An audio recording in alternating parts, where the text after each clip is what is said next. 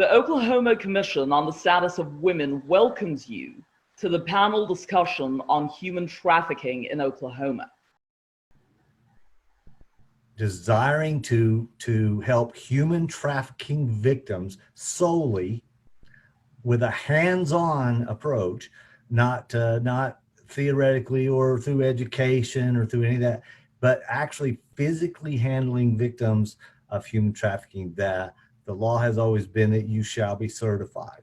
Now, Dr. Basie and No Boundaries International has a much broader scope than just human trafficking victims. They will run into those victims through the course of their regular business. But we're talking about, on the state level, those programs that are designed solely to,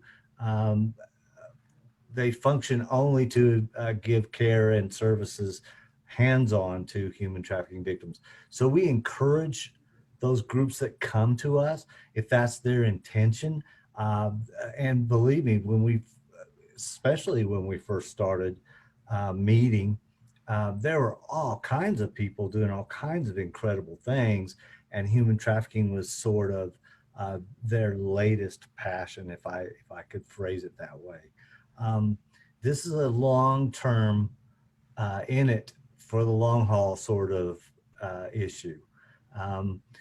There are a lot of people that come along and it's their passion for a moment, and I'm not judging their intentions. It just simply is not something you can literally jump into and have an immediate effect and then go on and do something else. This isn't going to be solved overnight. It wasn't created overnight. So we have those sorts of issues. But that's what the Human Trafficking Task Forces, both of them, do. We encourage those that are solely going to service victims of human trafficking that they should seek for their own protection and for the protection of the victims certification, so that we know that they're trauma informed, that they're financially viable, that they're not human trafficking advocates for profit. Mm-hmm. Those two things tend to not go together very well. So I would encourage anyone else to respond as well. Well, I was just going to respond and say, I can't speak on behalf of the task force, but I can speak on behalf of the Spring as one of the 3 certified shelters. We actually have made it an initiative of ours, actually from this time last year, to offer ourselves and our coaching and our experience to help those agencies who really are interested and serious about getting certified, that we will come alongside of them and offer certification coaching to help them to understand the importance of certification, but also to help them navigate all of the requirements for that. So that has been something that as the Spring we have committed to. We really do desire to expand capacity of services, and we do truly believe in the importance of certification because of the trauma-informed approach that we just spoke about. And so we want to make ourselves available to help anyone who is serious about that, and have had the opportunity to talk with some agencies to help them begin that process. All right, thank you so much.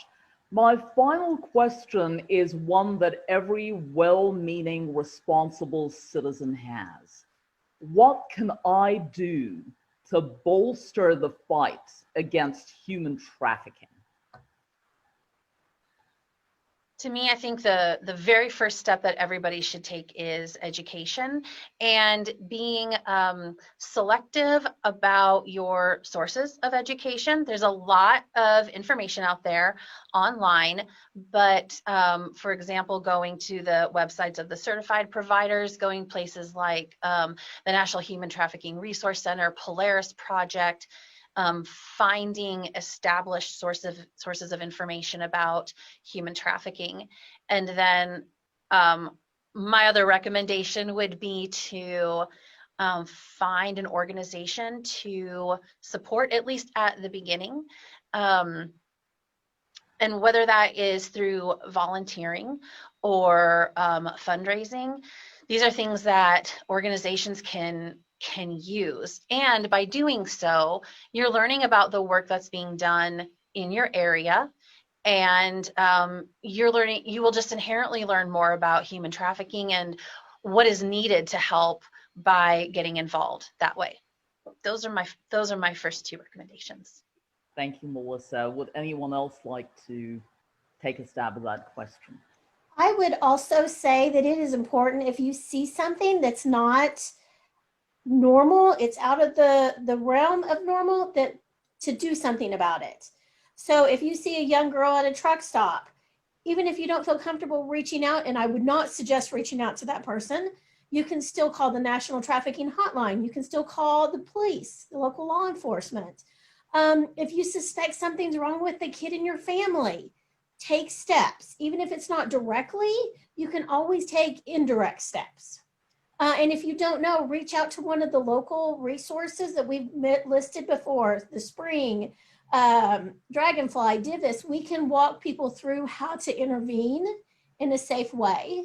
And then finally, reach out to your legislators, your representatives, and make sure that they know that it's a priority for you and that you want them to make it a priority for the country.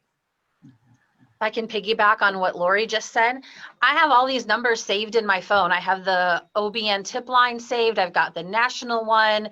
I've got, even for issues other than human trafficking, I have the Oklahoma City's YWCA hotline number. I just have them in my phone, and that has really, really come in handy, either by reporting something myself, or I can, in an instant, give it to somebody else. So to carry out Lori's suggestion, I would recommend doing that.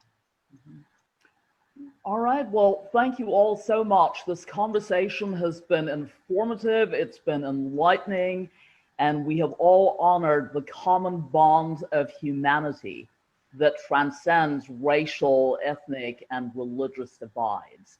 The work that all of you are doing is absolutely commendable. Hats off to you. And I will now pass the baton to Commissioner Dolores Runnels for the closing remarks. This has been very thought-provoking and eye-opening, to say the least. Clearly, there is more work to be done.